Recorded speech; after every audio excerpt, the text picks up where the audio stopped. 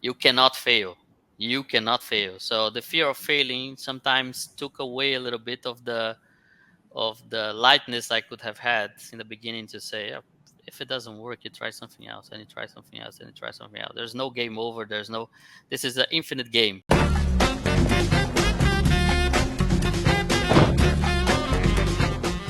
Welcome to another episode of the Dev Device Podcast. My name is Dano, and today I have Leonardo with me. Leonardo from the Netherlands. Welcome, Leonardo. Hi, Dano. Thanks for having me. Yeah, it's a pleasure, and I'm excited to learn all I can learn about Leonardo and Jump Ventures. So let's start with Jump Ventures first, and what you're doing today in your business.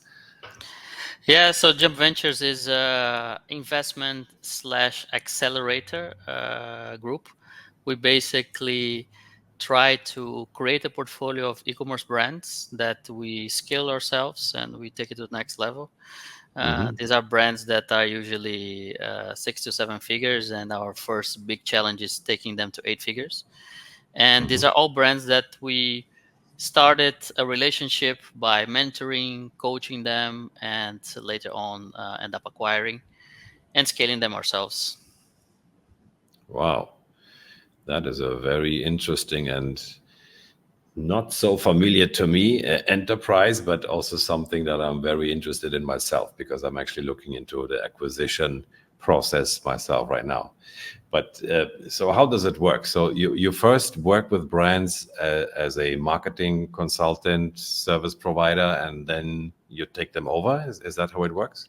Yeah, so this basically started with a pleasure project of mine. So I'm an entrepreneur myself. I had my first brand back in 2015. This was a brand that grew very fast, that I got to experience many different phases of growth and of trying to create a business, from developing products to learning about supply chain, about marketing and delivering to multiple countries. And this was a brand that was quite successful, named GoCase. It is quite successful still. Um, but I got a point in my time in the entrepreneurship journey where I was looking for something more, something extra, and I started a pleasure project of basically mentoring and coaching young companies, young founders, Mm-hmm. first-time Mm-hmm. founders usually, to see if I could help them grow and scale. And that was the Mm-hmm. case. We by now it's over 100 companies that I got to help. Wow, And I that's started a lot. this just as a pleasure project, and I saw that everything that I've learned with GoCase was very replicable, and applying the things that we knew were really interesting, and we don't have to retest everything because we had already done this with GoCase. We start applying best practices, up to date information that we had for advertisement, content creation, financing facilities, etc. And this brand started to grow. So we thought, hey, there's a Mm-hmm. business here. Why don't we Mm-hmm. create a venture that actually has this as our pipeline of mentoring and coaching young companies for free? It's totally pro Mm-hmm. bono. Yeah, we start a relationship totally For organically, free. free. Wow. It's just my time, and the brands that we really believe in, that they can go very fast and they can go very far, and that we have a click with the founder as well. That the founder has the same work ethics as we do. We start a conversation to acquire them and see if we can become parts Mm.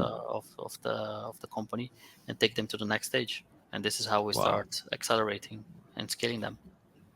that's fantastic. Wow, that's a very smart approach. So you just start coaching them for free. Yeah. How do you get in touch with those brands? Do you reach out to them or? It's very referral based, and of course Oh. I am. It's this positive network effect. I started basically my own private e-commerce and business network, saying, "Hey, if you need help, I'm here, and I'm happy to have a talk." And Mhm. this was my first 20 companies, and was just in our Wow. own network. And then they started referring, "Hey, you should talk to Leo. You should talk to Leo. You should have a second opinion with Leo." And then this all Mhm. started. And of course, I Mhm. start to appear in podcasts, events, etc. And they also come. So we have a Mhm. very good funnel, and a lot of companies Mhm. coming to talk to us every month. But this is Mhm. basically grew without any paid strategy, nothing, like just a good organic growth. Wow. Wow, that sounds fantastic. Organic growth. You didn't run any Facebook ads, I'm assuming. Never, no Facebook ads with my face on it. No, no, Wow, cool. Yeah, I mean, I would actually love to hear more about your venture, but let's follow the script of this podcast where we sure. go back and meet 10-year-old Leo and find out how he became the Leo he is today. So, where did 10-year-old Leo live? I lived in Brazil, so I was Oh, born and raised in Brazil. I was basically in Brazil until I was about 19 years of age, with traveling a little bit for a high school program and university program outside. But yeah, I was living in Brazil. fantastic. And so you were born in Brazil, and your childhood and your teenage time you spent in Brazil. Exactly, exactly. So And you born and raised just in Brazil. and what made you leave Brazil? Yeah, so but the 10-year-old Leo was a kid that was very dreamy. Yeah, and maybe under the influences of watching too many movies, but I was very dreamy, and I would of course think about a lot of different things I wanted to do with my life, or things I wanted to do with my for myself. I was I would say a shy kid, but a creative kid as well. And I have to say that there was no real entrepreneur bug yet on me. I was a kid that was, my biggest dream was actually to become a football player. Like I think Huh. 95% of the Brazilian Oh, Brazilian population. boys. I'm Yeah, sure they are th- very excited about playing football. Yeah. this was my biggest concern. Will I become a football player or not by the age of 10? But yeah, I had let's say a very dreamy attitude, and someone who was always thinking about how would it be to live in this and that place, how would it be to have this and that experience. So for sure I was a kid that was very interested and thought about a lot of a world outside of the one that I was living. So curiosity is maybe one of the attributes 10-year-old Leo had. Like he was curious and he Yes. was ambitious to become a football legend or maybe something else, but there was no entrepreneurial uh, attitude at that time. So you did not dream of becoming, the next Bill Gates or something. Not business wise. My attitude was towards life experiences. This I was entrepreneurial. I wanted to do something different, and that's for All sure. right.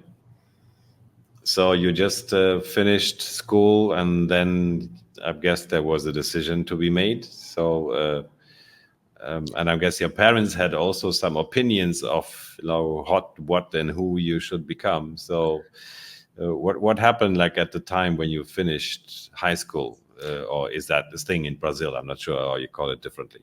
Yes, yes, yes. So basically, by the time I was 18, I had already lived 1 year in the US for an exchange student program, and 1 year in Portugal for a university program. And I was always thinking, I want to live abroad. I want to have different experiences. I want to have I want to live in different places of my life. So I come from a household where security and risk are very important words, because my parents both work for government institutions, so they were very risk averse, and security was the biggest yeah, words to be had and to be thought out Yep, I in my can relate. future. And You I have to be was, safe. you have to be safe, you have to choose a profession that will work, and I greatly appreciate this perspective of understanding that you need this to plan out your life as well, and to have a comfortable life, or a life that is not a struggle life. Yeah, but I felt very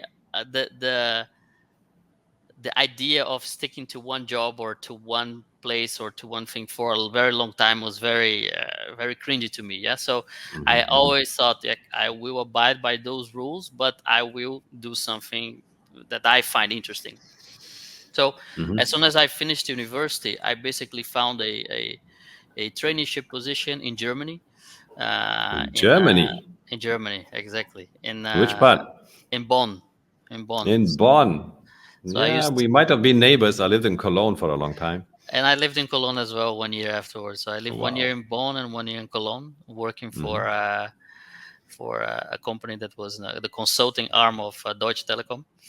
Wow. Um, so and in this was the perfect start of my professional career, actually, because I got to spend 5 years traveling the whole world. So I was in Africa, and then spent 2.5 years in the Middle East, and went to several countries in the Middle East. Travel around Europe a lot. So within this job, for the first 5 years of my professional career, I basically did consulting Mm. in telecommunications, which was where I graduated at. I was an engineer in telecommunications, and I Mm. got to travel and see a lot of different places, different people, and this was really exciting for me. It was very exciting, and it was a great start for my professional career. So aligned very well with what I wanted to be professionally and also personally. But there was a time then that I got fed up. It was a gradually fed up. Um, how to say status of working in a corporate environment, and an environment that I didn't have that much impact, and an environment that I Mm. couldn't really see the value that I worked a lot, worked like crazy, worked every day, but Mm. you couldn't see your impact or your change. Mm. So that Mm. gradually became a bug, and that's when the entrepreneurial bug hit me, which is like, hey, I think I want to do something for myself, because I cannot stand doing this too much longer. There's no joy Mm. anymore. And yeah, that's when I joined forces with four other guys, and one of them, the key person at that time, was my one of my best friends from university. And then we started GoCase, the first business I had internationally in the Netherlands. Mm. And what was this business about? So GoCase it started as a tech accessories company that we made phone cases, power banks, cables, and etc., all customized, print on demand. And now it's a full-fledged company where we sell textile, like backpacks, necessaires, bags. We sell thermal bottles. So we have a fully customized proposition, and we became one of the biggest brands in Brazil at the moment. And What? internationally, we also sell well. Yes, it's one of the biggest e-commerce brands in Brazil. And this was, yeah, a lot of hard work, but we basically created a company that has started many trends, and has started many products for the first time on ecom, starting from a very common basis, which is phone cases. But Hmm. it was also an experience that helped shaped our mindset, because it was a very tough market. It is a very tough market. So if you didn't reinvent yourself constantly, and I mean really every week, if you didn't think about the new content, new product, new design, new way to advertise, then you would be on the bridge of the brink of dying.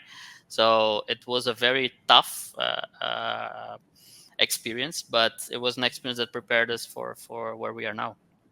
Hmm. Wow. So that was quite a courageous step to go from the safe environment of a multinational company like Telecom and start your own brand. I mean, that is a really that takes a lot of courage and enthusiasm. What I wanted to ask, like, how did you learn German? I mean, you were living in Germany, right? Did you learn German? Yes, I used to speak intermediate German, so to say, and I used to read the emails and try to speak with my colleagues. But I've been living now in the Netherlands for 9 years, So Mm. it is very foggy in my head if I'm seeing a Dutch word or a German word, and of course if I hear someone Mm. speaking to me in German, I can understand quite a lot, but now it's my head is fully switched to Dutch, so Oh, it's yes. a fun So thing. you learned, I mean, you obviously speak Portuguese and then English and then German and now also Dutch. So Yeah, Spanish it's a lot of languages. and Dutch. German, I can say I can understand, but I don't speak that much anymore. All right.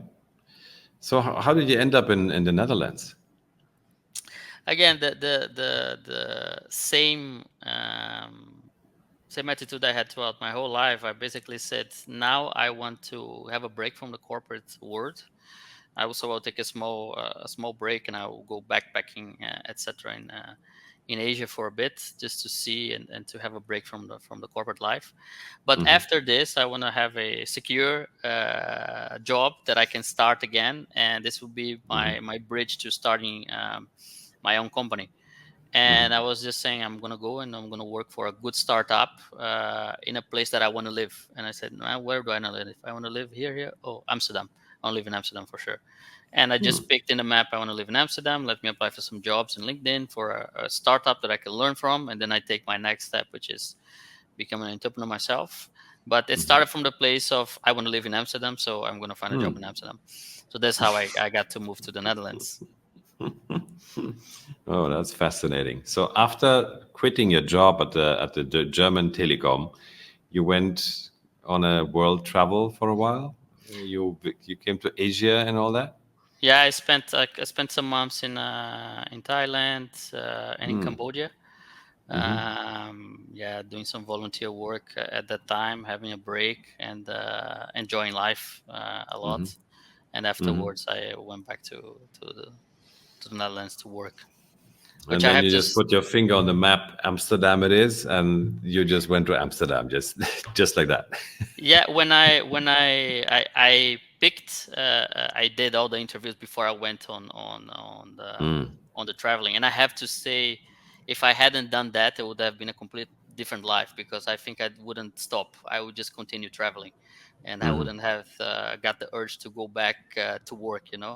Had enough saved up in my bank account, and I could have continued for quite a few months more.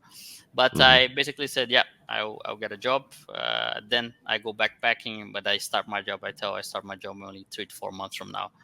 And that was the case. So I got a job, secured a job, went backpacking, got out of backpacking, and started a new life in the Netherlands. And that life in Netherlands was first to work was for other e-com brands, and then only you went ahead to start your own brand. Yes, it was a time in my life where I thought, okay, I will go to a successful startup. I will learn from them, because I only worked with corporates before, and then it's difficult to apply and see the things I don't know that I should know. And I will learn a lot. Maybe perhaps in 1 year I can start my own. So basically, I started in a startup which was quite successful here in the Netherlands. Got later on acquired by Accenture. But by the time it was 6 months in the job, I said, okay, I've seen everything I wanted to see. Now let me go and start my own business. And then within 6 months, I started taking the steps to open the company legally and set up everything to legally set up a company in the Netherlands. And this Oh, was so the you time. Yeah, this was the time that I was speaking with this friend of mine, and said, I want to start something with you. So what should we go back to Brazil? What should we do? Look, we have this project that is going really well in Brazil called Go Case, and it's flying. So maybe you want to open an international office. And this thought is so crazy, because the company was open, like properly open, for like 3 to 4 months, and oh it was like, let's open an international office. So the you have to be naive, and you have to be really or without let's say any brave.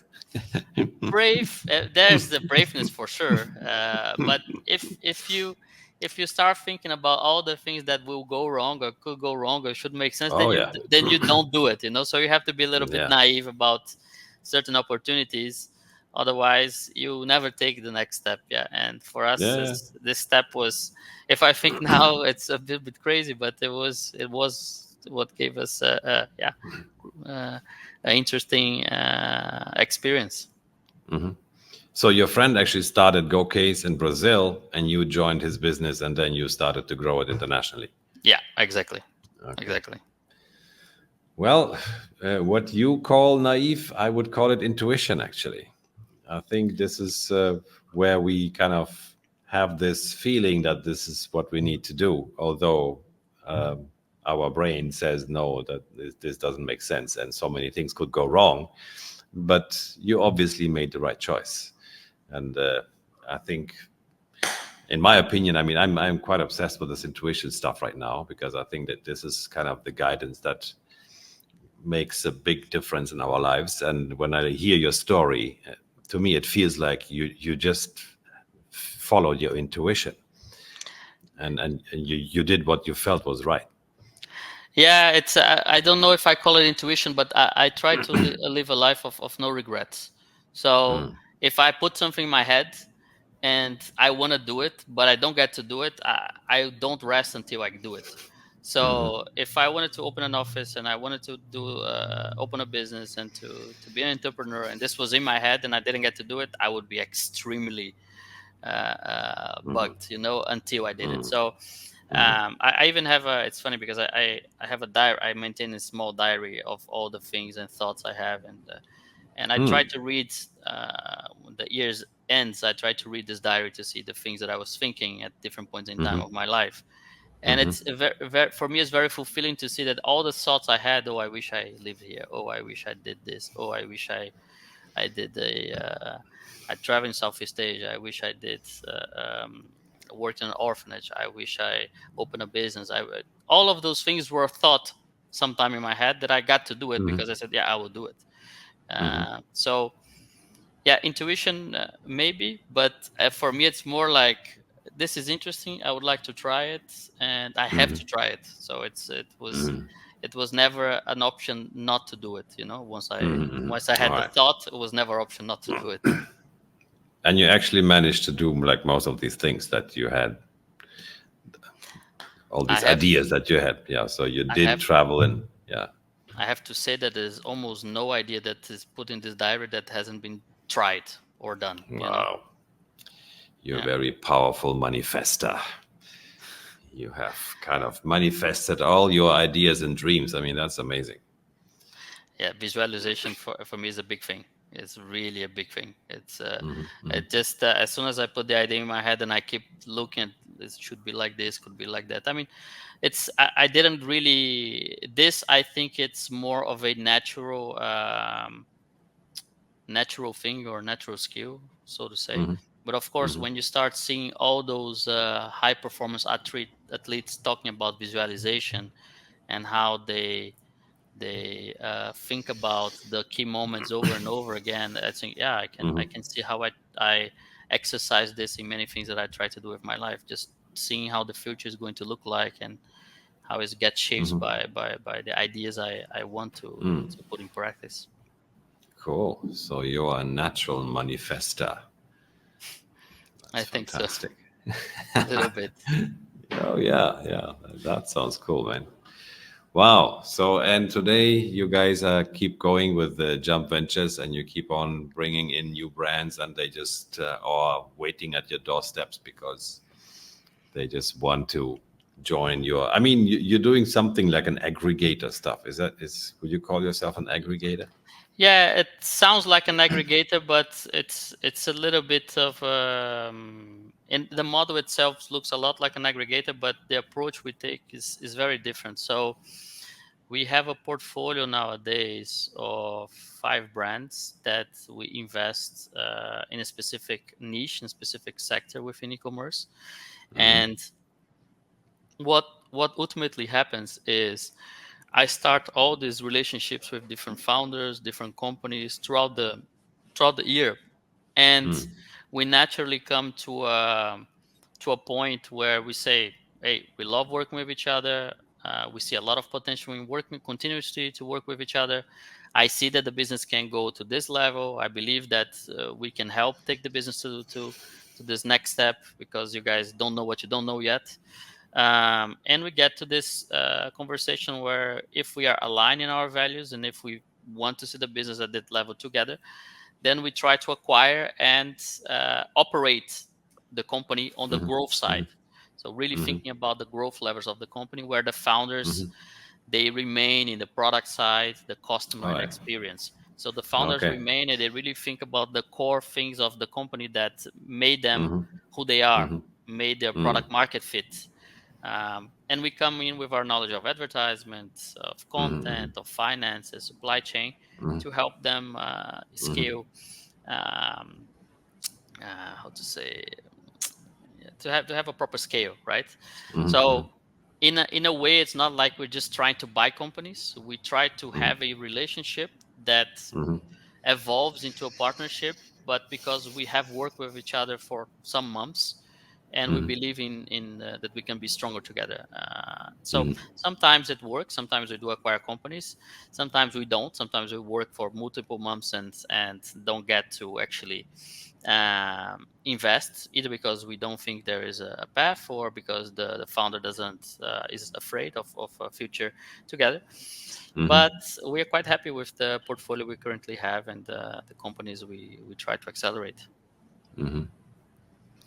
Wow, that sounds like a real win-win scenario for you and these companies that you work with. So it's not just like I acquire, take over, and you walk away, but it's more like a partnership, and it also has to do with trust and with actually liking to work together, right? So there is like a sympathy kind of thing, which I think makes a huge difference towards the approach where people just want to make money and buy and and the founder gets kicked out and as we see with Trasio, it didn't work out very well. Yeah, so that's why I say it looks like an aggregator, but we are not in an exact science business. Sometimes we have a great business, but we don't have a work ethics fit, or we don't have a mental fit with each other. Yeah, yeah. And it's but we find over time, if we take our time, if we don't rush, if we don't just want to acquire companies to acquire, and if we have a good relationship and nurture that relationship, I think we find a lot of opportunities for us to invest in. Fantastic. Well, it sounds like you're doing really well, and your business model makes a lot of sense, and especially I love the ethics behind it and how you actually partner up with businesses and how you provide your services for free in the beginning, and obviously you have built a big network of people who love to work with you. So that is something where I would ask for your nuggets of wisdom. So, if you had to give advice to someone today who wants to start his own business or to 10-year-old Leo, what would be the experience that you would share with 10-year-old Leo or with the person who would like to start today? Yeah, I think one thing that really kind of hindered me a little bit in the beginning was the fear of failing.